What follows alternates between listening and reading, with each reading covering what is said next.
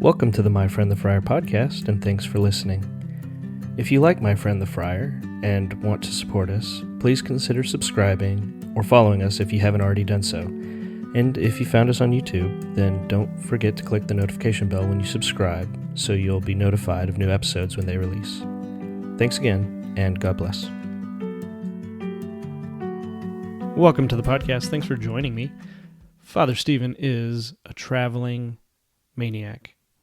And so this week I sat down and spent a few minutes chatting with my daughter. Before we get to that, I've had a lot of things on my mind lately because of the conversations Father Stephen and I have been having, specifically around the role of the laity in spreading the gospel and transforming the world. So I'd asked the question the other day, what was it that the early church had which helped it to spread so fast? And of course the answer was Jesus, right? Jesus is the reason that the church spread. God is the reason. The Holy Spirit is the reason. But I just kind of wondered what it was back then that was so compelling to the people at the time. And Father speculated it is something to do with community and relationship. And I don't think he's wrong. As a matter of fact, I think he might be onto something. I think there's a both and going on here somehow. I feel like all the answers are a both and. And the reason I think that there's got to be something more than just community and relationship and taking care of the poor and the widows and all that kind of stuff is, I've been talking with one of my friends at work lately about Jesus. And this is pretty normal conversation for my friend Chris and I. And so we've been talking about it a lot, and it's very, very clear while talking with him that his experience with Jesus is very different than my daughter's. And I just find this very intriguing. I spent several years helping out at our local parishes, youth ministry kind of groups, middle school, primarily the middle school ministry, and it was fantastic. It was great, and there's so many great kids and so many great things going on. But I couldn't help but feel like our kids are programmed to complete tasks, and maybe it's just a consequence of our society, maybe it's a consequence of our school system, maybe going to, religious education classes when your kid is too close to school to have, maybe it's so close to school that the result is going to come across as maybe task oriented. And I'm thinking about all that now based off the conversation with my daughter, which, wasn't long, and I kind of took pieces here and there to kind of illustrate it. So we'll listen to it, or I'll put it in here so we can hear how it went. But it seems very clear to me. Well, let me let it play, and then I'll share my thoughts on what stands out to me. Hi, Burfy. Hi, Sophie. Hi. Meow. How old are you? I'm 16. Oh my goodness, you're so old. What is your favorite part of the Mass? The peace be with you part. Where you just turn around, look at everybody, and make peace signs. And... The rapid fire peace? Mm-hmm. That's funny. Back in the 1900s, before COVID and all that, you had to shake people's hands. And I know, I remember before. I remember. Yeah. I think a lot of people, that's funny why is that your favorite part? Because I think a lot of people, that's like their least favorite. They have to go, It's oh, funny. shake hands with people. Oh, It's funny. peace, peace, peace. So you've been, since you've been driving, you've driven yourself to Mass like a handful of times. What's that like, going by yourself? I think it's just a little bit easier to focus by myself. What do you consider to be the number one challenge for youth today in regard to remaining faithful to Christianity? Probably just like society and the fact that like after COVID, everyone kind of stopped doing everything that has to do with leaving their house. And I feel like a lot of people haven't come back from that yet. And a lot of things just stopped at that point. And once you stop, you don't really start up again. So how do you think that's affected young people being Christian? It just makes them think it's not as important. Would you say then that the biggest or the most influential part of being a Christian as a young person is the routine of going to church or seeing other people, or what? I would say so. Because, I mean, the only reason you know about it is because your parents or someone that is close to you goes with you and wants you to go. And they probably, if they want you to go, they probably do it every week. Yeah. So then I guess and once the parents stop, why would the kid keep going?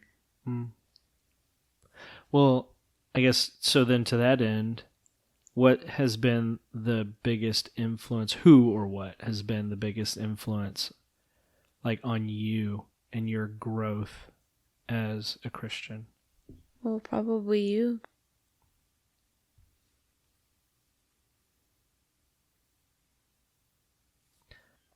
Do you think your relationship or your I keep using the word relationship probably because of Father, because he likes talking about that stuff. Your understanding of yourself as a Christian has that, so therefore that relationship between you and God kind of thing, has that changed as you've aged? Yeah. I think when you're a kid, you always hear that, like, God will always love you no matter, like, what, and all that stuff. And as a kid, you're like, oh, he'll still love me if I, like, don't, like, do my chores for a day, or he'll still love me if I, like, I don't know, drop a quarter down the drain. And, like, when you get older, you make even more serious mistakes, and it's just nice that you always, like, know that God will always love you no matter what. Yeah, so the kind of that realization, and it probably goes with you experiencing that with like other people in your life too, because then you can take that real relationship, that not that God's relationship's not real, but and you can abstract it to God, which you can't exactly see, right? So does anybody at school ever talk about God? Not really. What about your friend who does like the Bible study? Has that been working out this year so far? We or haven't no? started it yet, just because everyone's schedules are all So so busy. busy. So busy. What about the philosophy thing? I haven't gone yet because we had rehearsal, Busy. and then yeah, just busy. Man, if you weren't in band, what would you do? You'd have no schedule or no routine? You'd fall apart? Oh, I'd find something.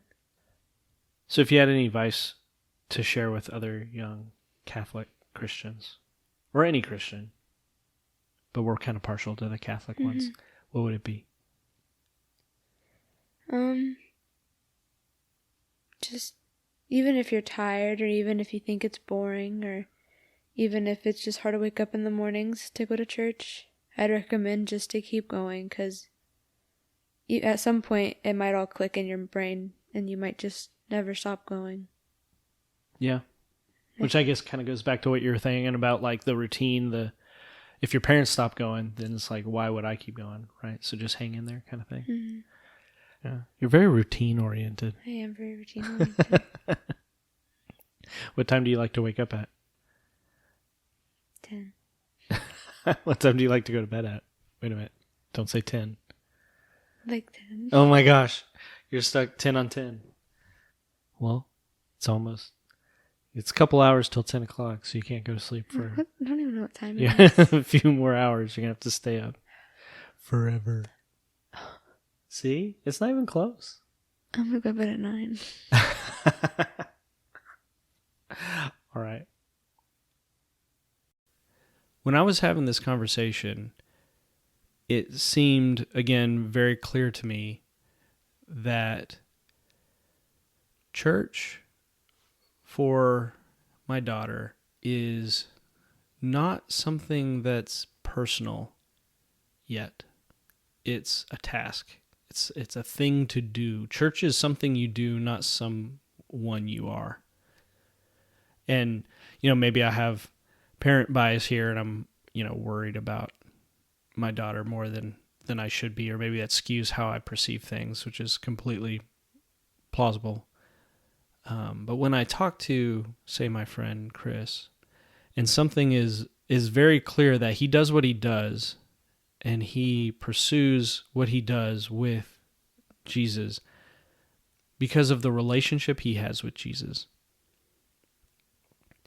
And everything that happens as a result is the fruit of that relationship. And so maybe that goes back to what Father Stephen was saying, is what the early church brought was a sense of relationship and community to the people, around the world, wherever they were at the time, that they were missing. But it's not just a relationship with the other people in the church. It's very specifically a relationship with Jesus. And again, I think of conversations with my friend Chris, and it's he doesn't do what he does because of the relationships with his friends at church necessarily. It's because of his relationship with Jesus. And so I wonder, and I think about myself when I was 16, like my daughter, did I have any kind of relationship with Jesus? Does any 16-year-old out there have a relationship with Jesus?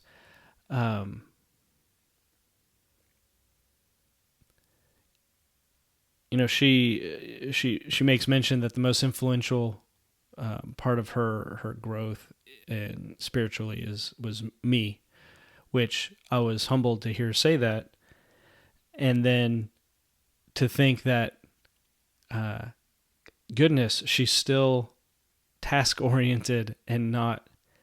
It hasn't come across yet that this is never about completing tasks. This is about your relationship with Jesus. And by no means do I think that makes me some kind of parental failure or anything like that. But it does make me wonder how normal that is, and what is, if it is normal. She makes a comment, don't give up, just keep going to church, right? Even if you don't like it or it's boring, or just keep going, because maybe one day it'll click and then you'll go forever. What is the thing that makes it to where one day it clicks and you now have a relationship forever? That's my question. I think about myself, at least. I know growing up, probably similar to my daughter, I liked church. I liked the routine. I liked the experience. The parish where I grew up, there weren't retreats and things like that. You went to your CCD class, and that was basically it, and you went to Mass. Didn't feel like I had any kind of church community that I was necessarily a part of. But I felt like there was a desire, a longing for something with God. And maybe that's normal, maybe it's normal, and it's hard for youth to articulate, because I think it is true. And again, she was kind of toying with the idea in the conversation that your relationships in your earthly life are the things that through which you're learning and then translating that to God. And yes, of course, then that means that we approach God through the faulty lens of our earthly relationships, but it gives us something. It gives us at least a start, and then eventually, maybe the transition. So maybe the first transition is, this is a thing I do, to this is who I am, right? I go to church because it's a thing to do. I go to church because I love Jesus is the first transition, and then after that is, I love Jesus. I want Jesus. I have this desire, and then I have to move from, I approach my relationship with Jesus, I approach my relationship with God through the lens of my worldly relationships, to instead, the next transition, I approach my worldly relationships, my earthly relationships, my human relationships through the lens of my relationship with God. And that's a completely different transition. And I guess as I think about it more, I've had a lot of different transitions, and there's always probably been something that has triggered the transition, that's initiated it. And maybe what that thing has to do with relationship. I don't think I've ever been sitting on the couch completely alone by myself watching TV or reading a book, and then the light bulb turns on and I go, oh yeah, I need this. I need to shift how I approach God, or I need to think about God differently. I don't think that's ever happened, and I kind of don't know if it ever could. But instead, it's always been something that is going on in a relationship, strained relationship, or something good happening, something bad happening, loss of the family members, something, right? There's work, things happen because of your relationship with other people. And then maybe, maybe my daughter is wiser than I am. If you just keep going and you don't give up, maybe one day it'll all click. Maybe one day it all makes sense. And for her and for Father Stephen, that goes to that relationship. Going to church, going into your community, going and interacting and engaging with people. And then through the hardships, through the good times, through the bad times, through the hurts, through the betrayals, through the whatever, things will start to click. But you can't give up. You just have to stay consistent and keep going. So maybe it is a both end. Anyway, that's what's been on my mind lately, and I appreciate you guys hanging in here with me while Father Stephen's traveling. And hope you enjoyed hearing from a 16-year-old. With that, I'm going to go ahead and sign off. Appreciate everybody for joining me, and I will see you next time. God bless.